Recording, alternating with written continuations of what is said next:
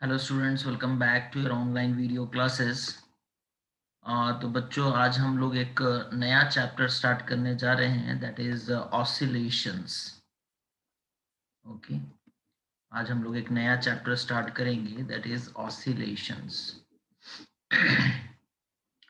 Oscillation बच्चों क्या होता है उसके बारे में डिस्कशन करने से पहले हम लोग कुछ टर्म्स के साथ एक्वेंटेड हो जाना बेहतर होगा। सबसे पहले जिस टर्म के बारे में हम लोग डिस्कशन करेंगे, that is periodic motion. Periodic motion का मतलब क्या होता है बच्चों? ना कोई भी ऐसा मोशन जो रिपीट होता हो एक रेगुलर इंटरवल के बाद। That is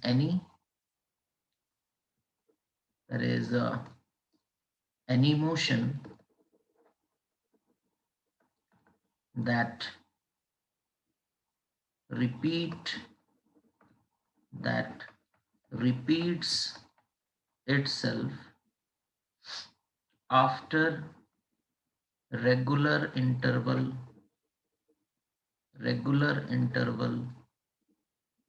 of time. है ना, कोई भी ऐसा मोशन बच्चों जो रेगुलर इंटरवल के बाद रिपीट होता है उसे हम लोग क्या कहते हैं? ना periodic motion. It is known as periodic motion. ठीक है, जैसे सपोज कर लो एक सर्कुलर पाथ है, ठीक है, और एक कोई इंसान है जो सपोज यहाँ से इस पॉइंट से, suppose let this point B A, यहाँ से वो निकलता है, ठीक है, इधर घूम करके वापस यहाँ आकर के पहुँचता है। 0 सेकंड में वो पॉइंट ए पर था। फिर सपोज कर लो 2 सेकंड के बाद फिर से पॉइंट ए पर पहुंचा। फिर 4 सेकंड के बाद फिर से ए पॉइंट ए पर वो घूम करके पहुंचा। फिर वो घूमा और फिर 6 सेकंड के बाद फिर से पॉइंट ए पर पहुंच गया। दैट मीन्स वो हर 2 सेकंड के बाद पॉइंट ए पर आ जाता है ना। वो हर 2 सेकंड के बाद एक मोशन कंप्लीट करके वापस पॉइंट ए पर पहुंच जाता है। तो हम लोग कहेंगे कि ये जो मोशन है पीरियोडिक मोशन है और टाइम पीरियड कितना है ना, 2 सेकंड। हर 2 सेकंड में रिपीट हो रहा है, तो जितने समय में मोशन रिपीट होता है उसे टाइम पीरियड कहते हैं। तो यहाँ टाइम पीरियड कितना हो जाएगा ना, 2 सेकंड। ओके, उसी तरीके से जैसे सपोज कर लो एक पार्टिकल है, ठीक है, एक पार्टिकल है बच्चों, ये सपोज कर लो इस पोजीशन पर इनिशियली है रेस्ट में, ठीक है। जिस पोजीशन पर वो पार्टिकल रेस्ट में रहता है उसे हम लोग उसका मीन पोजीशन कहते हैं। उसे हम लोग उसका मीन पोजीशन कहते हैं। अब मीन पोजीशन से सपोज कर लो वो इस डायरेक्शन में मूव किया, यहाँ तक पहुंचा, ठीक है, फिर वापस आया, मीन पोजीशन को क्रॉस करते हुए इधर तक गया, ठीक है, यहाँ तक पहुंचा और फिर वापस आया, ठीक है। ये करने में उसे जितना टाइम लगा उसे हम लोग कहेंगे टाइम पीरियड। और अगर वो इसी तरीके का मोशन एग्जीक्यूट करता है तो हम उसके मोशन को पीरियोडिक मोशन कहेंगे। सपोज कर लो टाइम पीरियड 8 सेकंड है, यानी कि 8 सेकंड में वो यहाँ से यहाँ जाता है 2 सेकंड, फिर यहाँ से यहाँ लौटता है 2 सेकंड, फिर क्रॉस करके आगे बढ़ता है 2 सेकंड और फिर वापस आता है 2 सेकंड। टोटल 8 सेकंड में वो एक वाइब्रेशन कंप्लीट कर रहा है। तो ऐसे मोशन को भी हम लोग पीरियोडिक मोशन कहेंगे, ठीक है। और ये जो एंड वाला पोजीशन है ना, इसे एक्सट्रीम पोजीशन कहते हैं। इसे क्या कहते हैं ना, extreme position, extreme position. Okay, तो इस तरीके का जैसे revolution of earth around the sun, revolution of earth around the sun, ठीक है, वो भी पीरियोडिक है ना, वो भी पीरियोडिक है। मून का रिवॉल्यूशन अराउंड द अर्थ, वो भी पीरियोडिक है। तो ये सब जो मोशन जो रेगुलर इंटरवल ऑफ टाइम के बाद रिपीट होते हैं उन्हें हम लोग पीरियोडिक मोशन कहते हैं, ठीक है। उन्हें हम लोग क्या कहते हैं? पीरियोडिक मोशन कहते हैं। अब उसके बाद जो दूसरा टर्म आता है बच्चों यहाँ पर, वो है ऑसिलेटरी और हार्मोनिक मोशन। वो किसे कहते हैं, है ना? ऑसिलेटरी और हार्मोनिक मोशन किसे कहा जाता है, ठीक है। ऑसिलेटरी और हार्मोनिक मोशन, ये जो पीरियोडिक मोशन होता है उसी को बच्चों हम लोग हार्मोनिक मोशन कहते हैं, है ना। जो पीरियोडिक मोशन होता है उसी को हम लोग हार्मोनिक मोशन कहते हैं। ओके, तो यहाँ देखो ऑसिलेटरी मोशन का डेफिनेशन हम लोग लिखेंगे, if a body moves to and fro, if a body moves to and fro, okay, about its mean position, about its mean position, okay, in a regular interval of time, in a regular interval of time, then its motion is said to be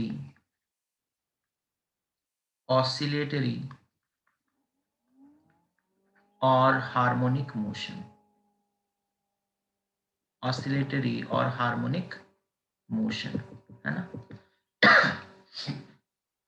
तो यहाँ पर condition है, motion repeat होगा लेकिन mean position के about. जैसे suppose कर लो एक पेंडुलम का एग्जांपल हम लोग लेते हैं, ठीक है। जैसे सपोज कर लो एक पेंडुलम का एग्जांपल हम लोग लेते हैं, ठीक है।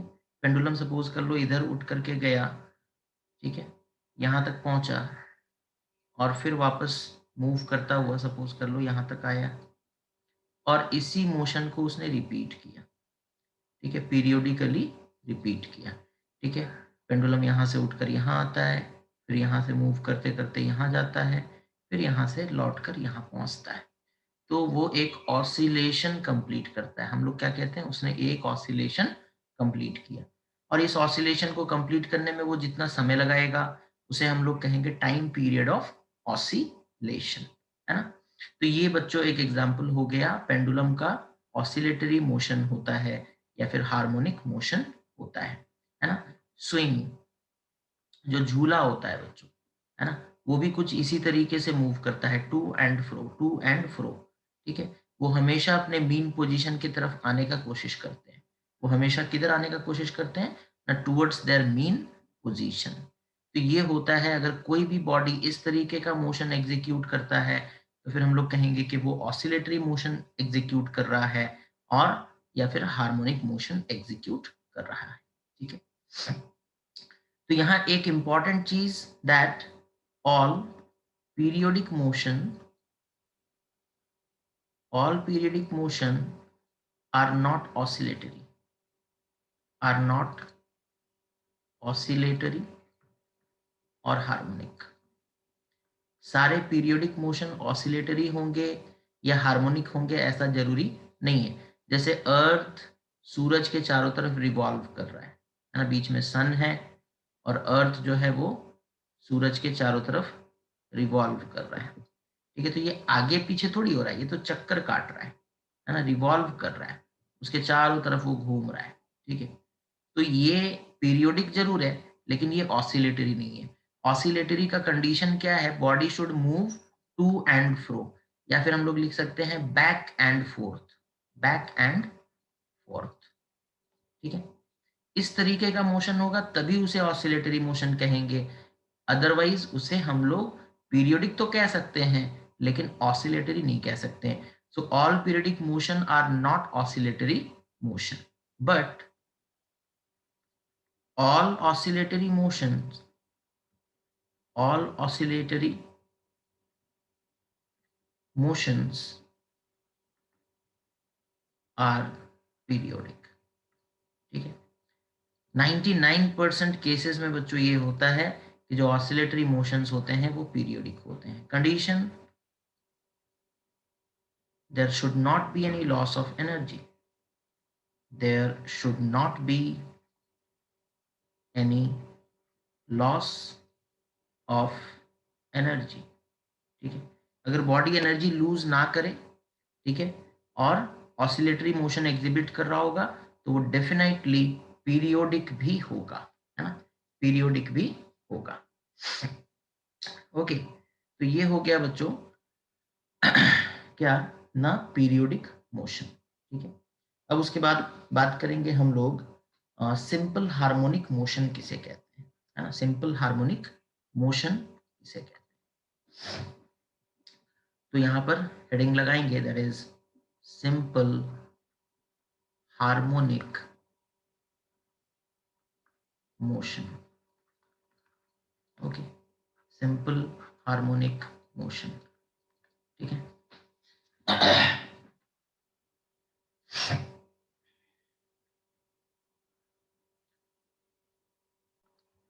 तो बच्चों, सिंपल हार्मोनिक मोशन हम लोग किसे कहते हैं ना, a particle is said to execute simple harmonic motion if it moves to and fro, if it moves to and fro about a mean position, about a mean position under the action of, under the action of a restoring force, under the action of a restoring force which is proportional to, which is proportional to the displacement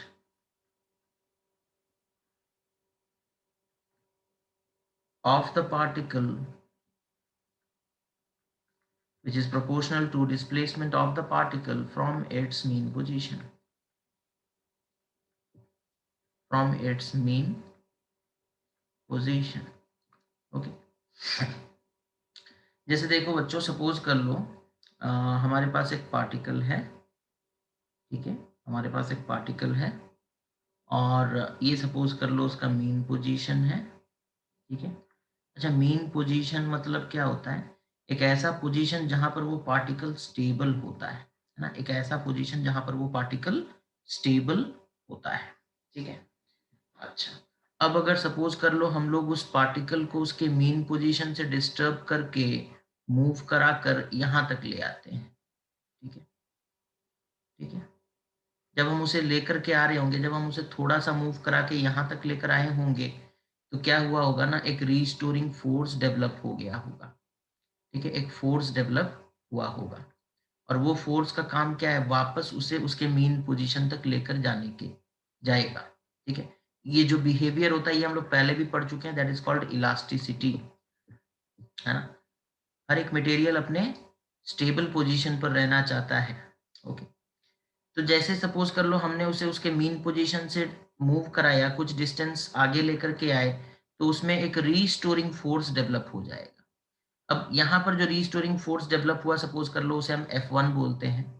अब आगे लेकर के और बढ़ेंगे, suppose यहाँ तक लेकर के आए, देखो हमने डिस्प्लेसमेंट ज़्यादा कर दिया, तो एक नया फोर्स, ज़्यादा फोर्स डेवलप हो जाएगा F2, है ना? जहाँ पे F2 will be greater than F1। तो सिंपल भाषा में यही है बच्चों, मीन पोजीशन से तुम पार्टिकल को जितना दूर लेकर के जाओगे, जो रीस्टोरिंग फोर्स है वो उतना ज़्यादा प्रोड्यूस होगा, है ना? जो रीस्टोरिंग फोर्स है वो उतना ज़्यादा प्रोड्यूस होगा।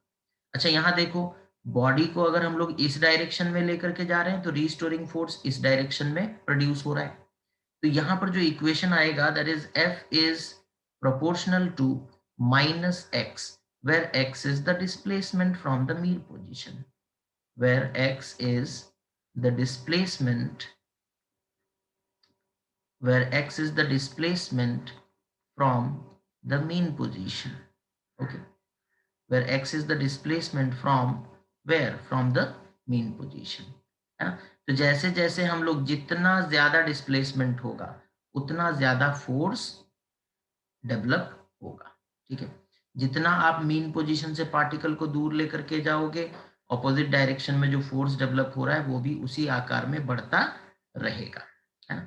तो अगर कोई मोशन इस तरीके का होता है जहां पर जो रीस्टोरिंग फोर्स है वो डायरेक्टली प्रोपोर्शनल हो एक्स के ऊपर, ठीक है, तो हम लोग कहेंगे कि वो मोशन कैसा है, न सिंपल हार्मोनिक मोशन है। वो मोशन कैसा है? न सिंपल हार्मोनिक मोशन है, ठीक है। तो इसे बच्चों हम लोग कहते हैं क्या? Simple harmonic motion. ओके, जब बॉडी मीन पोजीशन पर होगा, जब बॉडी मीन पोजीशन पर होगा तब उस पे लगने वाला फोर्स 0 होगा। ठीक है, जब बॉडी सपोज कर लो अपने मीन पोजीशन पर है, वो अभी तक अपने मीन पोजीशन से डिस्टर्ब नहीं हुआ है, तो वो तो पहले से ही स्टेबल है ना। ठीक है, तो जो रिस्टोरिंग फोर्स है वो यहाँ पर 0 होगा। So when x is equals to 0, the restoring force is also equals to 0। अब जैसे जैसे तुम सपोज कर लो इसे इधर लेकर के जाओगे, सपोज यहाँ तक लेकर के चले गए, ठीक है, यहाँ पर सपोज कर लो मैक्सिमम डिस्प्लेसमेंट यही है उसका, इसे हम लोग बच्चों एम्पलीट्यूड भी कहते हैं। This is the mean position, this is the extreme position, and the displacement from the mean position to the extreme position is known as amplitude. Suppose इसे हम लोग प्लस ए बोलते हैं। ठीक है, तो जब हमारा body x is equals to plus a हो गया, यानी कि मैक्सिमम डिस्प्लेसमेंट, उस वक्त जो फोर्स है ना वो मैक्सिमम हो जाएगा, फोर्स विल बी मैक्सिमम। ठीक है, अच्छा फोर्स मैक्सिमम तो एक्सेलरेशन भी उस पॉइंट पर मैक्सिमम होगा, लेकिन बच्चों वेलोसिटी उस पॉइंट पर 0 होगा। वेलोसिटी कितना होगा ना, 0 मीटर पर सेकेंड। ओके, तो इस तरीके से जब हम लोग बॉडी को उसके मीन पोजीशन से एक्सट्रीम पोजीशन तक लेकर के जाते हैं, तो उसके ऊपर लगने वाला जो फोर्स है वो बढ़ता है और एक्सट्रीम पोजीशन पर फोर्स मैक्सिमम हो जाता है। सिमिलरली अगर बॉडी को सपोज कर लो हम लोग लेफ्ट हैंड साइड लेकर के आते हैं, सपोज इस पोजीशन तक लेकर के आते हैं, यहाँ जो पोजीशन है ये suppose minus a, where a is the amplitude. Okay, तो ये माइनस ए हो गया, और माइनस ए यहाँ पर फिर हम लोग लिखेंगे कि यहाँ पर एक्सेलरेशन फिर से मैक्सिमम हो जाएगा। और ओके, तो यहाँ पर बच्चों हम लोग देख रहे हैं कि जो फोर्स है वो डायरेक्टली प्रोपोर्शनल है डिस्प्लेसमेंट से। जितना ज्यादा डिस्प्लेस करोगे बॉडी को उतना ज्यादा मतलब क्या होगा ना, फोर्स डेवलप होगा। ठीक है, तो यहाँ से जो इक्वेशन बनता है बच्चों, that is force is proportional to minus of x. Okay, or we can say force is equals to minus kx, where x is a, where x is what, where x is displacement from mean position. Displacement from where? Now from mean position, displacement from mean position. Okay, अच्छा, अब उसके बाद देखो,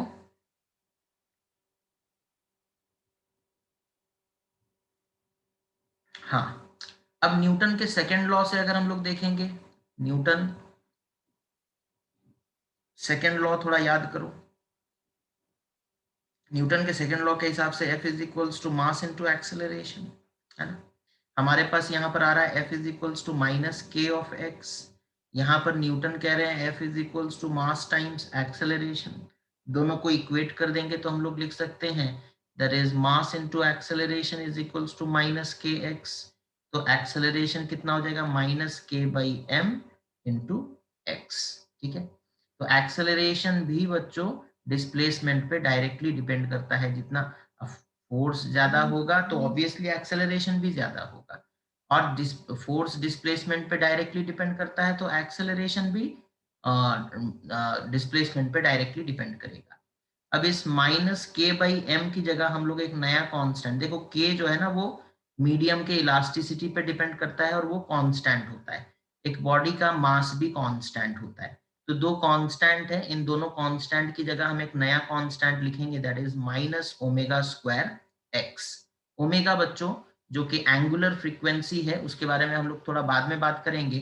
फिलहाल इसे एक constant की तरह हम लोग ट्रीट करेंगे, दैट इज ओमेगा स्क्वायर क्या है ना, दैट इज माइनस के बाई एम।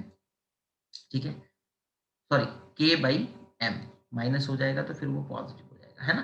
तो ओमेगा स्क्वायर क्या है ना, के बाई एम। ओके, फिलहाल इतना समझ लो, ओमेगा स्क्वायर क्या है ना, के बाई एम। ओके, आगे चलकर उसके बारे में डिस्कशन होगा कि ओमेगा स्क्वायर का फिजिकल मीनिंग क्या है, वो एंगुलर फ्रीक्वेंसी क्या होता है, उन सारी चीजों के बारे में हम लोग डिस्कशन करेंगे। तो उस हिसाब से हमारा इक्वेशन कितना हो जाएगा ना, acceleration is equals to minus omega square x. इस इक्वेशन को फिलहाल हम लोग ध्यान में रखेंगे। एक्सेलरेशन का इक्वेशन क्या आ रहा है बच्चों ना, minus omega square x, minus omega square x. Okay, अच्छा, अब उसके बाद देखो तो हम लोग अभी तक क्या क्या चीज पढ़ चुके हैं। एक बार हम लोग फिर से उसे एनालाइज करते हैं बच्चों। जैसे सपोज कर लो यहाँ पर एक ऑब्जेक्ट है, यहाँ पर है, अपने मीन पोजीशन पर है, ठीक है। अब इसे हमने स्लाइटली डिस्प्लेस कर दिया, वो सपोज कर लो यहाँ तक आ गया, ठीक है। This is the extreme position. और फिर वो वापस घूम करके लौटेगा, इस मीन पोजीशन को क्रॉस करते हुए इधर तक आएगा, this is the second extreme position. और फिर वो लौटेगा, जब मीन पोजीशन तक पहुंचेगा तो हम बोलेंगे कि एक ऑसिलेशन कंप्लीट हो गया। This is the mean position, this is the extreme position, and this is also another extreme position. Okay, अच्छा। उसके बाद मीन पोजीशन से लेकर के एक्सट्रीम पोजीशन तक का जो डिस्टेंस है, इसे हम लोग राइट हैंड साइड वाला जो डिस्टेंस है, इसे हम लोग सपोज कहते हैं plus A. That is also known as amplitude of oscillation. That is also known as amplitude of oscillation. और दूसरे साइड में जो है, क्योंकि डिस्प्लेसमेंट हम लोग कंसिडर कर रहे हैं बच्चों, तो ये जो पॉइंट होगा दिस विल बी माइनस ए, है ना। हम इस ए को थोड़ा इधर लिख लेते हैं, दैट इज ये पॉइंट हो गया हमारा plus a, and that point is our minus a, ठीक है। That point is our minus a. अच्छा, मीन पोजीशन पर फोर्स कितना लगता है, 0। एक्सेलरेशन कितना होता है, 0। वेलोसिटी बच्चों मैक्सिमम होता है। एक्सट्रीम पोजीशन के बारे में बात करेंगे तो फोर्स मैक्सिमम होता है, एक्सेलरेशन भी मैक्सिमम होता है, ठीक है। और वेलोसिटी कितना हो जाता है, 0। इस एक्सट्रीम पोजीशन पर भी उसी तरीके से फोर्स कितना लगेगा, ना मैक्सिमम लगेगा, ठीक है। एक्सेलरेशन कितना होगा, ना मैक्सिमम होगा, और वेलोसिटी कितना होगा, ना 0 होगा। वेलोसिटी कितना होगा, ना 0 होगा, ठीक है। तो हम लोग यहाँ पर ये बात किए कि अगर सपोज कर लो पार्टिकल को यहाँ से यहाँ लेकर के आया गया, ठीक है, और यहाँ से यहाँ तक का डिस्टेंस x है, तो हम लोग बोले कि force is directly proportional to minus of x। जब आप पार्टिकल को इधर लेकर के आओगे तो फोर्स इस डायरेक्शन में डेवलप होगा, and force is equal to minus of kx, ठीक है। Force is equals to minus of kx, ठीक है। फिर एक्सेलरेशन का भी हम लोग इक्वेशन निकाले, ठीक है। एक्सेलरेशन का निकाले माइनस के बाई एम इंटू एक्स, ठीक है। फिर एक्सेलरेशन इज इक्वल्स टू के बाई एम की जगह हमने पुट कर दिया ओमेगा स्क्वायर, तो माइनस ओमेगा स्क्वायर एक्स, ठीक है। ये आ गया। एक्सेलरेशन मीन पोजीशन पर 0, है ना, ये सब चीज बात हो चुका है। ओके, एक्सट्रीम पोजीशन पर ज्यादा होगा, है ना। एक्सेलरेशन एक्सट्रीम पोजीशन पर कितना हो जाएगा, माइनस ओमेगा स्क्वायर एक्स की जगह क्या पुट कर देंगे, जैसे सपोज कर लो बॉडी यहाँ से मूव करते करते यहाँ पहुंच गया, तो x का वैल्यू a के बराबर हो गया, दैट इज एम्पलीट्यूड के बराबर, तो माइनस ओमेगा स्क्वायर a, ठीक है। और उसी तरीके से अगर सपोज कर लो बॉडी मूव करते करते यहाँ तक पहुंच गया, है ना, इस पोजीशन पर, तो यहाँ पर एक्सेलरेशन कितना हो जाएगा ना, minus omega square into minus a, ठीक है। That will be omega square a. देखो एक्सेलरेशन का डायरेक्शन इधर आएगा, दैट इज पॉजिटिव, ओके। उसके बाद वेलोसिटी एक्सट्रीम पोजीशन पर मैक्सिमम होगा, है ना, एक्सट्रीम पोजीशन पर मैक्सिमम होगा, और वेलोसिटी मीन पोजीशन पर 0 होगा। सॉरी, उल्टा लिख दिया हमने, वेलोसिटी एक्सट्रीम पोजीशन पर 0 होगा और मीन पोजीशन पर मैक्सिमम होगा, ओके। तो ये इस तरीके से हम लोग एनालाइज कर रहे हैं एक ऑसिलेटरी मोशन को। ये सारे इंफॉर्मेशन हमने अभी तक बात कर ली, ठीक है। इन सारे चीजों के बारे में हमने अभी तक बात किया, ओके। अच्छा, अब थोड़ा वेलोसिटी का इक्वेशन निकालते हैं, ठीक है। वेलोसिटी का इक्वेशन निकाला जाए, बिकॉज वेलोसिटी का इक्वेशन बहुत इंपॉर्टेंट है बच्चों, है ना। वेलोसिटी का जो इक्वेशन है वो बहुत ही ज्यादा इंपॉर्टेंट है, ओके। तो यहाँ देखो, हम लोगों को पता है एक्सेलरेशन का equation, acceleration is equals to minus omega square x, ठीक है। अच्छा, क्या हम एक्सेलरेशन को लिख सकते हैं rate of change of velocity, that is DV by D d, t by D by. D अगर हम ऊपर में dx नीचे dx मल्टीप्लाई कर देंगे तो कोई प्रॉब्लम तो नहीं है, it is equals to minus omega square x.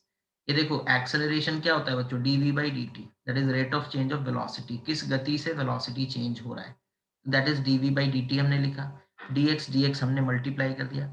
Now this dx by D t is nothing but v, तो एक्सेलरेशन की जगह हम लिखेंगे v dv by dx। ओके, v dv by dx is equals to minus omega square x. इस dx को इधर लेकर आओ, मल्टीप्लाई कर दो, तो v dv will be equal to minus omega square x dx। अब इंटीग्रेशन करना है। अब क्या करना है? इंटीग्रेशन करना है। ओके, इंटीग्रेशन हम लोग कहाँ से कहाँ तक कर सकते हैं? ये देखो, सपोज कर लो हमारा जो पार्टिकल है वो इनिशियली एक्सट्रीम पोजीशन पर है। इनिशियली कहाँ पर है? एक्सट्रीम पोजीशन पर। ठीक है, हम लोग मान लेते हैं कि इनिशियली हमारा पार्टिकल कहाँ पर है। अब देखो यहाँ पर इनिशियल पोजीशन पर इक्वेशन का जो फॉर्मेट है वो डिपेंड करेगा। इनिशियली मान लेते हैं पार्टिकल कहाँ पर है? प्लस ए। अच्छा, प्लस ए हमने क्यों लिया? बिकॉज प्लस ए में हमें पता है वेलोसिटी 0 होगा, है ना, वेलोसिटी 0 होगा। ठीक है, अच्छा, तो यहाँ पर भी इंटीग्रेशन का सिंबल लगाए, यहाँ पर भी इंटीग्रेशन का सिंबल लगा देते हैं। ठीक है, इस साइड को भी इंटीग्रेट करना है। अच्छा, कहाँ से कहाँ तक करना है ना? प्लस ए से लेकर के, जब प्लस ए में होगा तब वेलोसिटी 0 होगा। जब प्लस ए में होगा पार्टिकल तो वेलोसिटी 0 होगा। प्लस ए से मूव करते करते सपोज वो यहाँ पहुंचा, यानी कि डिस्प्लेसमेंट x हो गया, तो x तक। और उस वक्त जो वेलोसिटी है मान लो v, मान लो कितना हमें नहीं पता, तो हम लोग मान लेते हैं कितना है ना, v है। ठीक है, अब इंटीग्रेट कर देते हैं बच्चों। तो v dv का इंटीग्रेशन कितना हो जाता है? That is v square by 2। Limit कहाँ से कहाँ तक है? That is 0 to v। It is equal to minus omega square बाहर आ जाएगा बच्चों, और इंटीग्रेशन ऑफ x dx कितना हो जाता है? That is x square by 2, 2 भी बाहर आ गया। ओके, तो x स्क्वायर, और लिमिट हो गया फ्रॉम वेयर टू वेयर ना, from plus a to x, from plus a to x। Okay, तो यहाँ से फिर देखो जो हमारा इक्वेशन निकल कर आएगा, लिमिट्स पुट करने के बाद ये हो जाएगा v square by 2 is equal to minus omega square by 2 whole into x square minus a square, whole into x square minus, दोनों साइड से 2 और 2 भी कैंसिल हो गया, है ना। तो हमारा v स्क्वायर का इक्वेशन कितना आया? That implies v square will be equal to omega square whole into, sorry कितना हो जाएगा? एक्स स्क्वायर, अच्छा, minus omega square whole into x square minus a square. ठीक है, इस माइनस को बच्चों हम अंदर मल्टीप्लाई कर देंगे तो v square will be equal to omega square, ये चेंज हो जाएगा a square minus x square हो जाएगा, a square minus x square हो जाएगा। तो यहाँ से हम लोगों को भी का इक्वेशन मिल जाएगा बच्चों।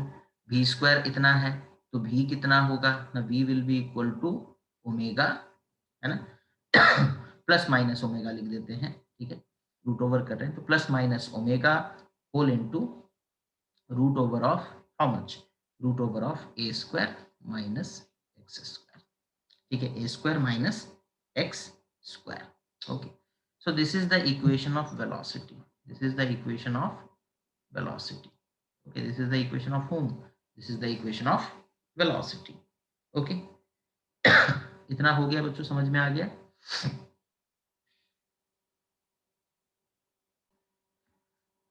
तो ये हो गया बच्चों इक्वेशन ऑफ वेलोसिटी, है ना। अब हम लोगों से वो लोग कभी कभी पूछते हैं कि ग्राफ प्लॉट करो।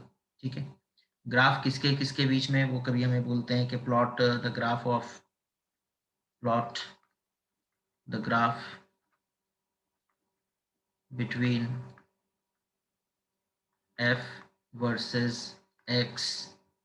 ठीक है, या फिर हमें बोल सकते हैं बिटवीन एक्सेलरेशन वर्सेस डिस्प्लेसमेंट, या फिर हम लोगों को बोल सकते हैं वेलोसिटी वर्सेस डिस्प्लेसमेंट। ओके, अच्छा, तो यहाँ देखो f और x के बीच में ग्राफ प्लॉट करना है तो f कितना होता है? That is minus k x, है ना, डायरेक्टली प्रोपोर्शनल है। तो ग्राफ कुछ इस तरीके का बनता है बच्चों इनका। दैट इज, अगर सपोज कर लो ये हो गया हमारा y एक्सिस, ये हो गया सपोज कर लो x एक्सिस, ओरिजिन। ओके, अब यहाँ देखो जो ग्राफ बनेगा वो ग्राफ कुछ इस तरीके का होगा, which will be passing through the origin. Okay, passing through the origin. Okay, हम लोग यहाँ पर x एक्सिस में हम लोग यहाँ पर x एक्सिस में लेंगे किसे ना, x एक्सिस में ले लेते हैं सपोज डिस्प्लेसमेंट को, displacement that is nothing but x, and y axis में ले लेते हैं किसे ना, फोर्स को, ठीक है, दैट इज f। ओके, देखो जब डिस्प्लेसमेंट नेगेटिव है, सॉरी जब डिस्प्लेसमेंट पॉजिटिव है, इधर पॉजिटिव होगा डिस्प्लेसमेंट, है ना, इधर क्या होगा पॉजिटिव, ठीक है, डिस्प्लेसमेंट पॉजिटिव, तो पॉजिटिव x लोगे तो फोर्स कैसा आ रहा है नेगेटिव, है ना। और जब हम लोग x का वैल्यू नेगेटिव लेते हैं, सपोज हम लोग x का वैल्यू कुछ चूज किए, तो उस वक्त फोर्स कैसा आ रहा है पॉजिटिव, है ना। तो F is equals to minus k x, इस इक्वेशन को सेटिस्फाई करता हुआ ये ग्राफ हम लोग बना सकते हैं। उसी तरीके से एक्सेलरेशन और x के बीच का ग्राफ बनाना है, ठीक है, तो acceleration is equals to minus omega square x, तो यहाँ पर भी एक्सेलरेशन और x के बीच का रिलेशन कैसा है डायरेक्टली प्रोपोर्शनल, तो सेम ग्राफ बनेगा, है ना। यहाँ पर बस हम लोग क्या लिखेंगे, फोर्स की जगह एक्सेलरेशन, फोर्स की जगह क्या लिखेंगे एक्सेलरेशन, ठीक है, यहाँ पर फोर्स की जगह एक्सेलरेशन लिख दोगे, ग्राफ बच्चों पूरा का पूरा सेम रहेगा, ठीक है। अच्छा, वेलोसिटी वर्सेस x का ग्राफ, ये थोड़ा सा इंटरेस्टिंग है ना। तो हम लोग वेलोसिटी का इक्वेशन क्या निकाले थे बच्चों ना, वेलोसिटी का इक्वेशन हम लोग निकाले थे, it is equals to plus minus omega whole into कितना था ना, root over of a square minus x square, ठीक है। अब यहाँ से हम लोग क्या कर सकते हैं ना, स्क्वायर कर दो बोथ साइड, तो v square will be equal to omega square whole into a square minus x square. Okay, अब a square minus x square या फिर ओमेगा स्क्वायर को लाकर डिवाइड कर दो, तो v square by omega square is equals to a square minus x square, ठीक है। अच्छा, माइनस एक्स स्क्वायर को इधर ले आते हैं, तो v square by omega square plus x square is equal to a square. अब पूरे इक्वेशन को ए स्क्वायर से डिवाइड कर दो, तो v square by omega square a square plus x square by a square is equals to 1। तो ये equation एक निकल कर आया। अब ये जो इक्वेशन है ना, इसका पैटर्न मैच करता है किसके साथ ना, एलिप्स के इक्वेशन के साथ। बच्चों एलिप्स का इक्वेशन क्या होता है ना, एलिप्स का इक्वेशन होता है x square by a square plus y square by b square is equals to 1, ठीक है। हर एक जैसे स्ट्रेट लाइन का इक्वेशन होता है y is equals to m x plus c, है ना, ये स्ट्रेट लाइन का इक्वेशन है। उसी तरीके से एलिप्स का भी इक्वेशन होता है जो शायद मैथ्स में आप लोगों ने पढ़ा होगा, that is x square by a square plus y square by b square is equals to 1। तो ये उसी फॉर्मेट का इक्वेशन है ना। ये उसी फॉर्मेट का इक्वेशन है। तो ये मतलब जो वेलोसिटी और x के बीच में रिलेशन आएगा वो कैसा होगा ना, एलिप्स होगा, यानी कि वेलोसिटी वर्सेस x के बीच में अगर हम लोग ग्राफ प्लॉट करेंगे बच्चों, तो ग्राफ कैसा आएगा, एक एलिप्स आएगा, कैसा आएगा ना, एक एलिप्स आएगा, इस तरीके का ग्राफ आएगा। तो हम लोगों को बेसिकली शॉर्ट क्वेश्चन पूछा जाता है इससे कि वेलोसिटी वर्सेस जो x है यानी कि डिस्प्लेसमेंट है, उनके बीच का ग्राफ कैसा होता है ना, एक एलिप्स होता है, कैसा होता है ना, एक एलिप्स होता है।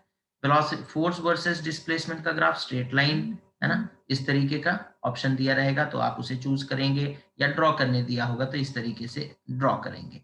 एक्सेलरेशन और x का ग्राफ ड्रॉ करने दिया होगा तो भी आप लोग यही ग्राफ को ड्रॉ करेंगे।